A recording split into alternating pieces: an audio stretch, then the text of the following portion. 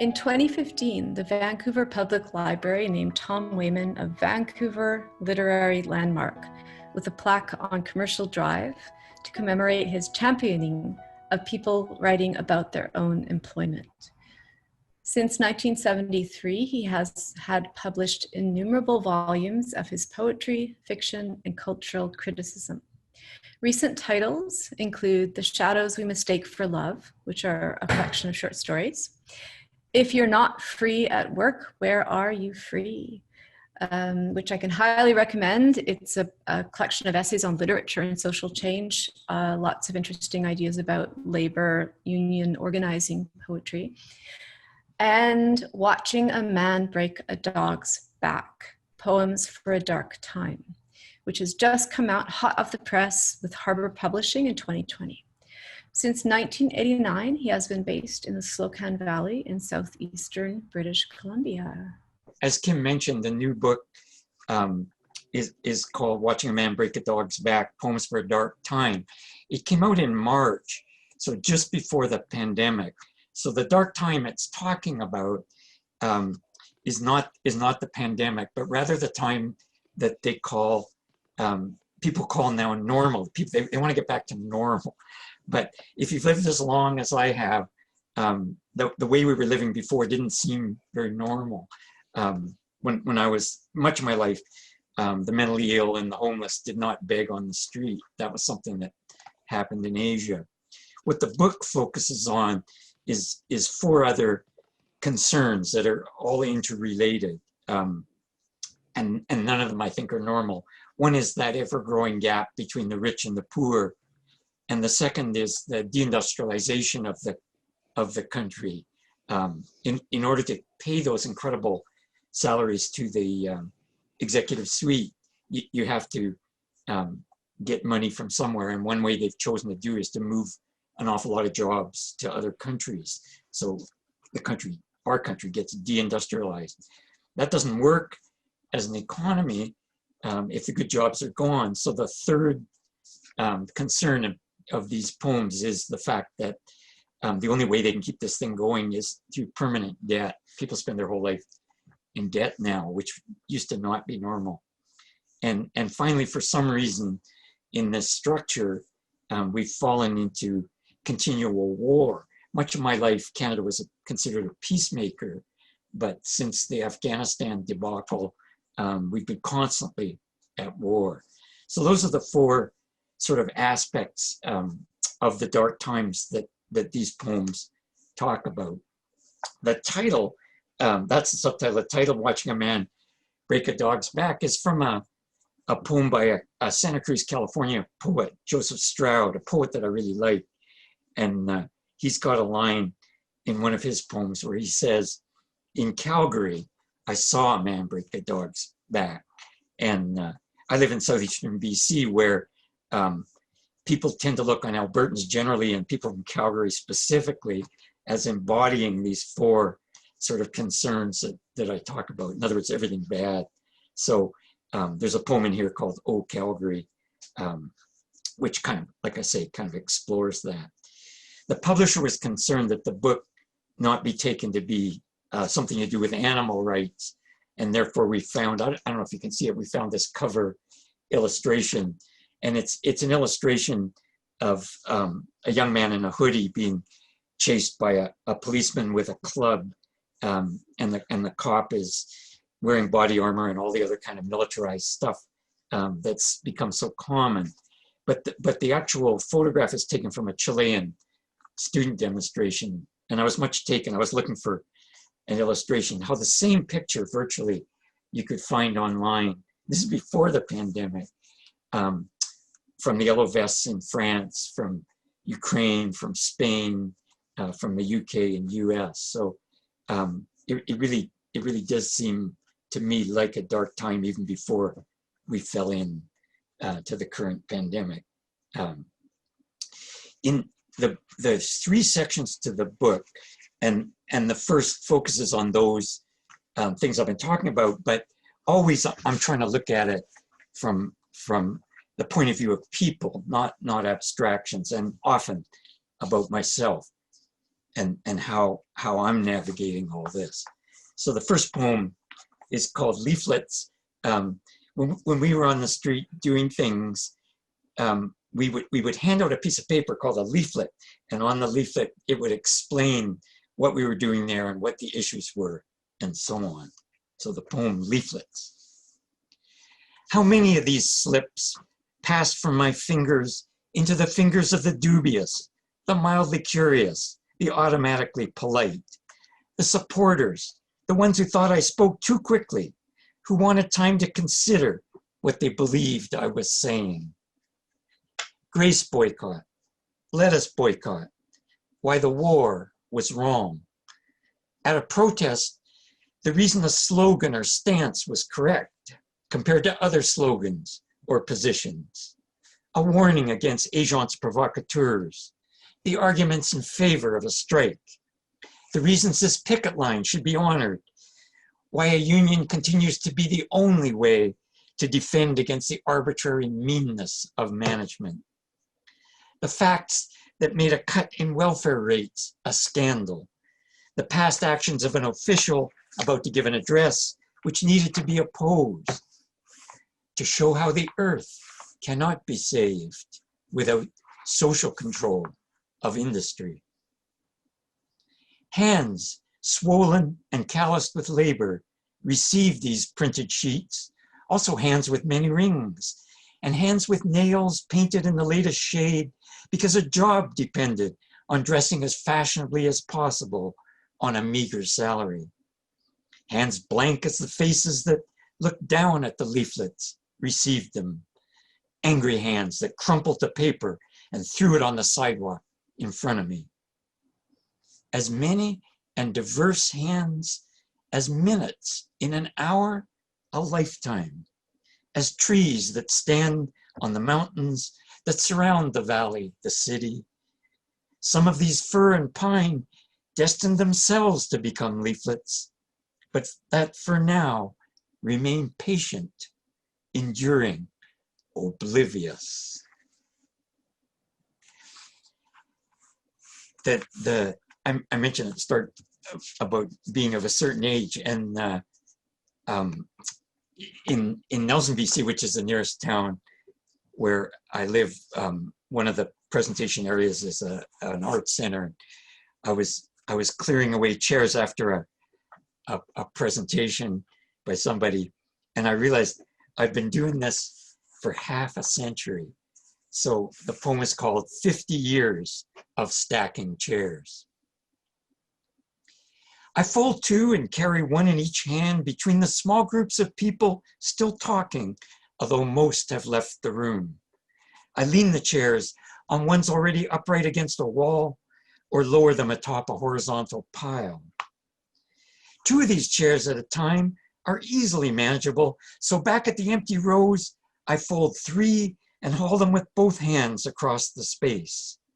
Next trip, I try four, fingers on each hand curved under the metal backrests of two chairs. 50 years of unstacking and arranging them, center aisle or not, straight lines or semicircle, then clearing them.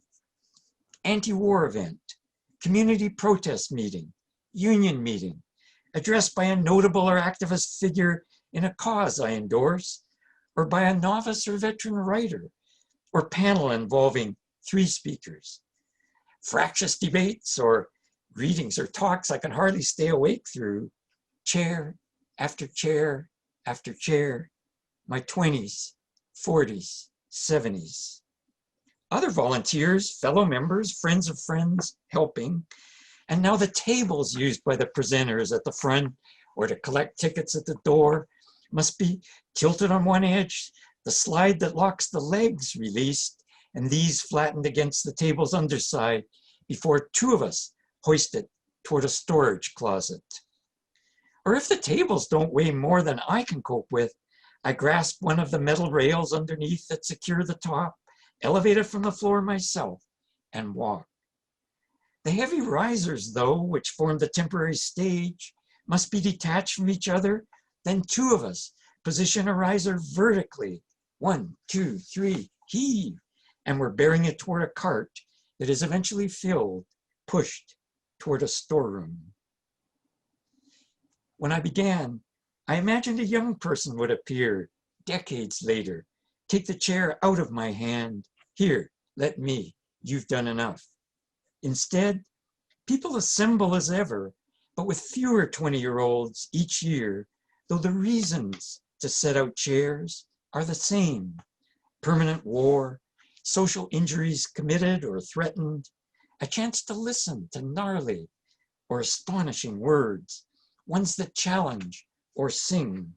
My hair gray now as metal chairs to shut at the close. Lift away.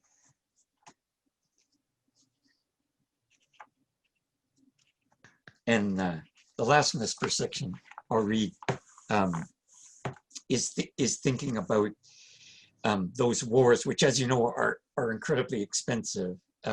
Not just in the money that isn't spent on social programs here or other worthy causes, but also in terms of people's lives and how they're changed, and then a ripple effect going out from those who took part or take part. The poem is called Complications. Complications rise in the thick grass.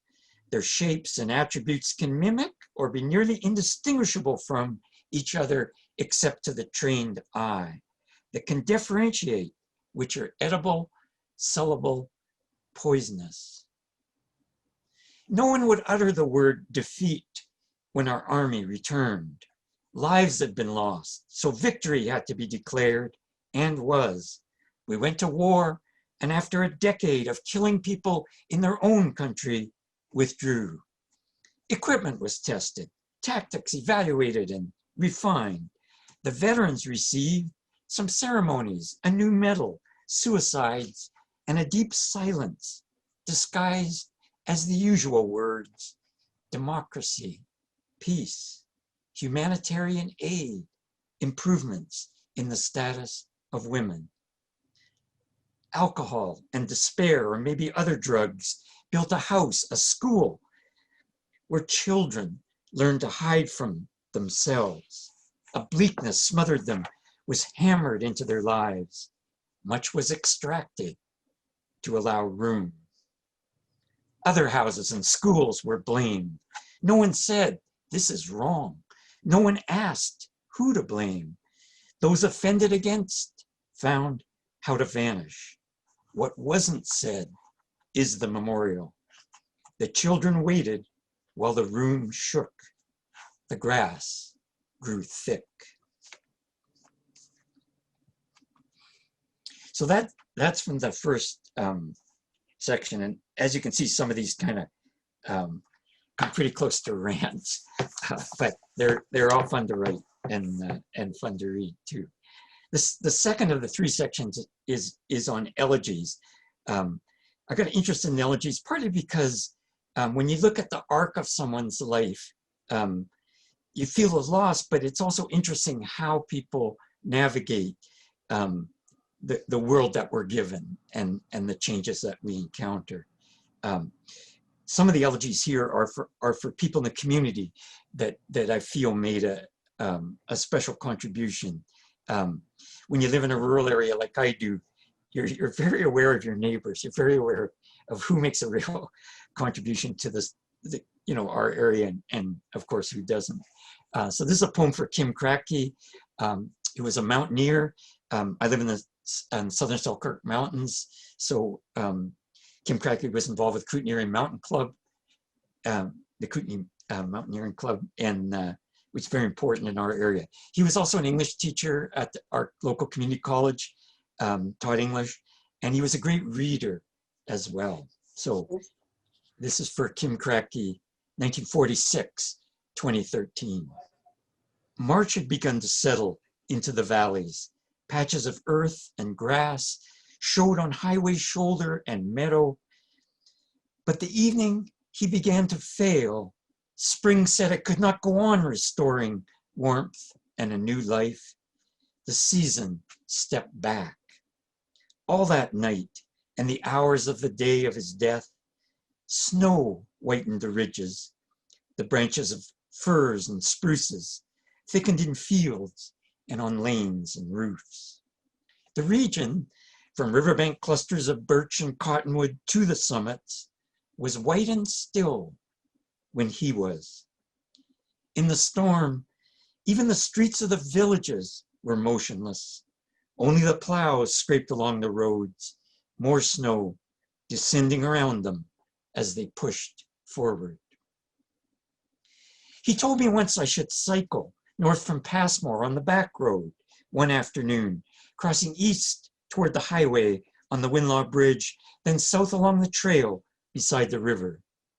And in his honor or memory, when weather allowed, I did, completing the cycle we each traverse, free of fear or pain or joy, before we are born, then stepping again into that void where time made the stars, or the stars' time, in which he lapped himself and vanished, taking the mountains, the long routes, summer and winter, switchbacking toward tree line and higher, the sweaty rotation of feet that propels a bike for hours along pavement or dirt, toward where at last he dismounts beside his parked vehicle and drinks deep from his water bottle, finished for the day.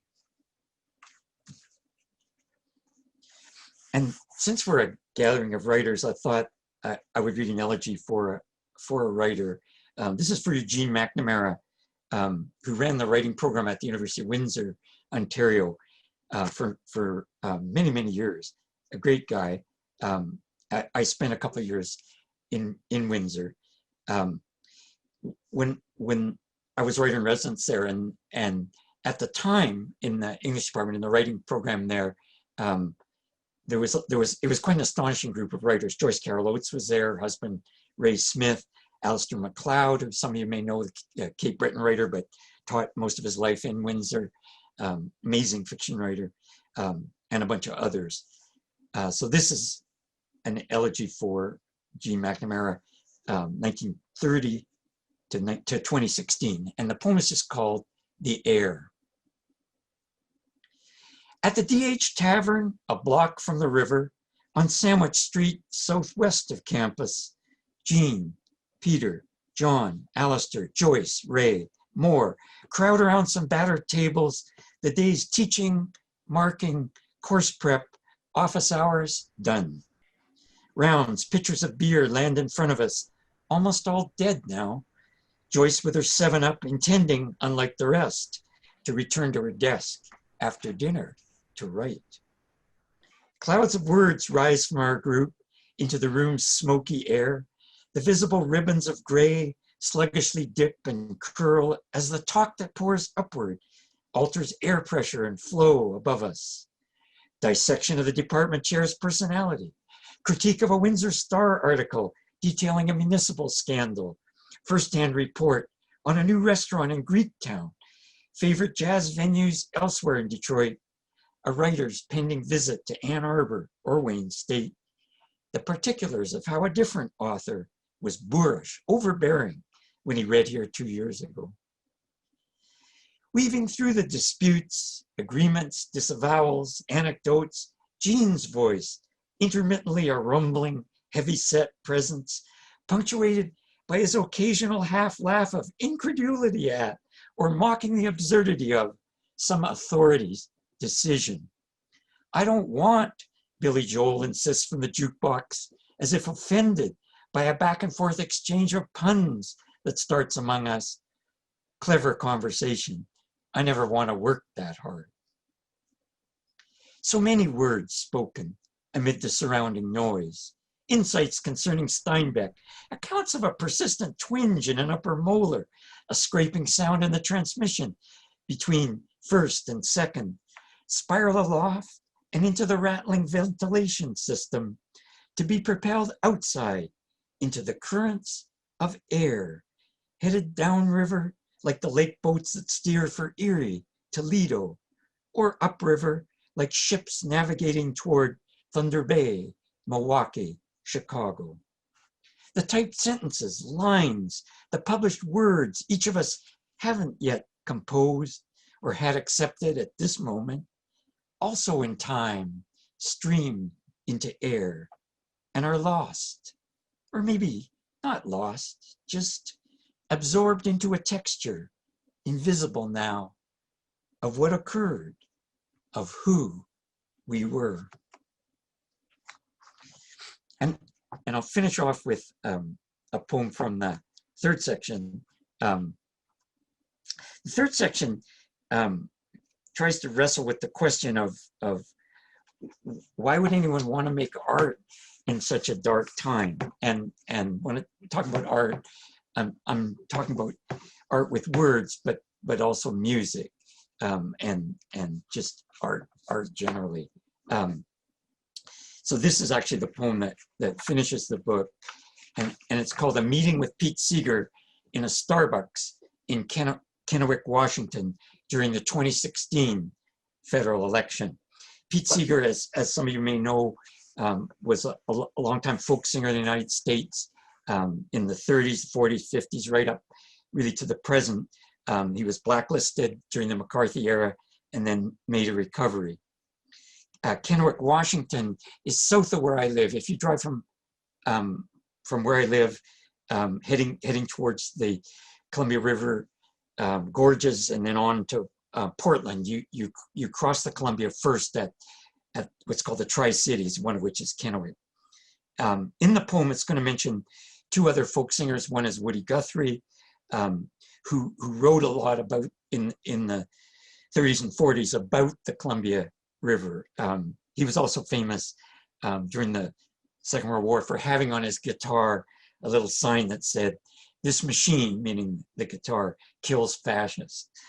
And then it's going to mention Lee Hayes, who was a compatriot of Pete Seeger's, played with him in the Almanac Singers, and then when they were blacklisted and the 60s revival of folk music began, they had a group called the Weavers. A meeting with Pete Seeger in a Starbucks in Kennewick, Washington during the 2016 federal election. As I waited for my coffee, I noticed him over where we placed our orders. A tall, scrawny man with bald head and full white beard, dressed in sweatshirt tucked into sweatpants. He finished saying something to the young woman behind the counter, moved across to where I stood, and angled himself to watch the employees working the espresso machine. I could see his pants were patched on the back of one leg above the knee, with one of those strips of repair cloth ironed on from inside the garment that shows through a rip, or in this case, a hole. His posture, like other lanky elderly men I've known, was slightly stooped, as if his extra height was potentially an affront, best reduced a little. Though the singer had been dead 2.5 years, or perhaps because of that, his manner was calm as he observed the baristas concocting our drinks as fast as they could. I wondered what he had been speaking about with the woman who inquired what we customers wanted and then keyed the answer into her computer. Afterwards, she had asked me how my day was going. I imagined that Seeger would have no use for small talk during this election, as when Goldwater had threatened to obliterate us in a nuclear war, or when Nixon, throughout his campaign that trounced George McGovern, kept evoking the silent majority, whom Nixon insisted wanted more killing in Vietnam. I thought Seeger possibly told her, when Peter, Paul, and Mary made my friend Lee Hayes' song a hit, they sang, "The wars are long, the peace is frail, the madmen come again. There is no freedom in a land where fear and hate prevail," which sure applies today. Yet when I performed that tune as one of the Weavers in the 50s, the lyrics were, "And now again the madmen come, and should our victory fail, there is no victory in a land where free men go to jail," which might be taken at the moment as protests against mass incarceration of Black lives. Except that the face of the placid young woman taking Seeger's order, a white person, like most here wearing Starbucks aprons, had shown no change while the musician spoke, which, I reasoned, her face would have if he suddenly brought politics or the history of a song she'd probably never encountered into their conversation. Mr. Seeger, I broke into his thoughts. The beard swung in my direction, along with self-assured eyes. Do you remember a number you used to sing that has the line, "Isn't this a terrible time?" I gestured at the large strip mall past the store's windows, rows of parked sedans, pickups, and SUVs, a few yellowed leaves scattered across the asphalt, an avenue jammed with vehicles beyond. A different song claims this is the home of the brave, yet the air and airwaves contain so much fear. What should... Suddenly, my name was called from the counter, and I automatically stepped forward to secure my coffee. When I swiveled back toward him, cup in hand, he wasn't there. Still, I heard in my head, I never believed, like Woody did, a guitar could kill fascists. But speak out, sing up. I'm aware this advice seems bromides. Keep a sense of humor. Love the earth as much as your country. Your neighbor more than your country, even though he or she can be damn annoying. Notice and listen with patience, because the planet will turn for a while to come, and you'll know what needs doing. Join the fight to realize a better world for all, and you'll be less afraid of fear. I felt a hand on my shoulder, though the closest patrons were seated at a table several feet from where I clutched my purchase. If you'll excuse me, that voice again, I'm away someplace else. A faint whistling began, breath through lips, the melody at once confident and wistful. Is something wrong with your drink, sir? A voice behind me asked. You look as if maybe... No, I replied. It's all right. But the sounds now were only hiss of steam from the coffee maker, chatter in the room, and amid the street's traffic, a distant siren. Thank you. That was a fictional meeting with Pete Seeger, correct? Yeah, he'd been dead for for 2.5 years. Yeah. Okay. So, was it an imaginary, or was it somebody who looked like Pete Seeger? Yeah, exactly. You're exactly right. Yeah, I was sitting there. I was on my way driving south, and stopped in for a coffee and something to eat, and there was a guy standing there that looked exactly like Pete Seeger. Yeah. Okay. Now it makes perfect sense now. Thank you. But it was during that time, and our part of Washington State, as you may know, is the part just below where I live, is militia country, and a lot of rural Washington, pretty scary. It's not like the coast, not like Seattle at all, in terms of politics. So I just sort of thought, I wonder how Seeger would take all this. So that was kind of the genesis of that. Yeah. Okay. Thank you. Yeah. It was a great poem. Thank you. Well, thank you very much. It's fun to do. I have a poem about running into Pablo Neruda in a restaurant in Toronto. And much the same. He was already dead, but there he was. Tom, you're running into a lot of poets, dead poets in restaurants and cafes and things. Well, what's going on? I write about it's fun to do. Oh, Francie has a question. Okay, thank you. I've enjoyed that very much, Tom. And the question I'm going to ask is a really, really old question.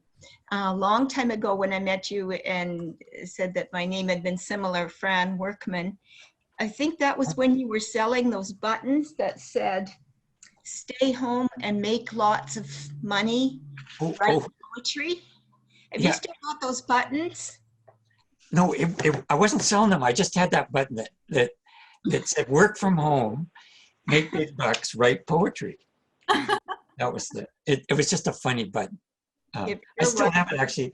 It's on the wall behind me because it's so absurd that I thought it was hilarious. We need well, poetry is a big moneymaker, right? I mean, we all know that. That's why we're here. I like to think of that as its advantage, that it's about the only thing left in our society that's outside the money economy. You cannot, absolutely, you cannot make money. So there's no reason why anyone would speak differently about what they have to say. They wouldn't tailor it to make money, because there is no money to be made. And as the years go by, there's less and less of society that is not involved with the money economy, and poetry, I think, has more and more value for that reason. Amy has written a question in the chat box. Were you inspired by Ginsberg's A Supermarket in California, where he sees Walt Whitman? No, I know that poem, but no, not particularly. You know, everybody has poets that are resonant for them, and I'm like that, like anybody else, but not particularly. I'm really curious to know, how do you balance? You know, you talked about not wanting it to be a rant, but it was a rant. But rants can be great, right? How do you balance like the ideological, the sort of political passion that you're feeling, and then the aesthetics of poetry when you're writing? Do you think about that, or is it kind of just like, this is what I have to say? No, that's an excellent question. There's a BC poet, Daphne Marlett, and I once saw her on a panel about committed writers, and she says you have to be committed to two things. One is your cause, but the second is your art. And I thought that was a very astute comment. That so I think by reading and looking at other poets that try to bring together their a cause and their art, and what works for me and what doesn't, that's for me where I can learn. It's a lifelong learning process, yeah. So there's no easy answer, and it doesn't always work. Like sometimes it's too ranty or it's too oblique. But you keep trying, and every once in a while it will come together. Is kind of what you hope for anyway. Yeah, for sure. Do you find there's a difference between like when you're speaking the poems, like you're reading them out loud to people, albeit for tonight in a virtual setting, versus like writing on the page? No, because all my poems I think of as a score, like musical score. So part of my composition process, like I'll begin by writing just on the page or on the computer screen, but at a certain point I begin to work on the poem aloud. So I read it aloud, and quite often I see problems with it in terms of people's ability to follow it, or something that doesn't sound right, or a verb or noun that I've used, too often, or something like that wasn't clear on the page. But when I speak it, it becomes clear, and so speaking things aloud becomes part of the compositional process. Just like if you're teaching English, you try to get your students to read their papers aloud, because they can catch so many errors. Yeah, absolutely. I once heard that the ear has more nerve endings going through it than the eye, that the ear is a much better editor than your eye, because there's more nerves there. And so I practice that myself, even sometimes with letters. And I just find all kinds of things that I might have read the letter or the poem 100 times and never saw, but when I say it aloud, it jumps out. So I do think speaking things aloud is part of the compositional process, especially for poetry. Yeah, I think I agree with you very much. We have a question in the chat box from Nefertiti about your plaque. Oh. Asking what the experience was with that. How did it come about? What was it like? Okay, well, and actually Mark's involved with this, and his name's on the plaque too. Is it a Viwu plaque? Yeah, it's a Viwu plaque. Your name's on it, and Sandy's name. It's in front of where Lakena was. And this was Alan Twigg, who for many years was the publisher of BC Book World. He, for some reason, made this selection and drafted the plaque and so on. It's one of those weird arbitrary things, but it does list the names of everybody who was in. What Kristen was just talking about was we had a work writer circle in Vancouver for many, many years. And Sandy Shreve was in it, Mark was in it, I was in it. In fact, Mark was in on the founding of it in a bar on Hastings Street with a guy called Al Grierson. So it was a lot of fun, and we did an awful lot of things, readings and books and all kinds of stuff. So one of the places where we used to perform was a coffee house called Lakena, which was a sort of progressive Latin American coffee house, and the plaque mentions that Viwu used to perform here.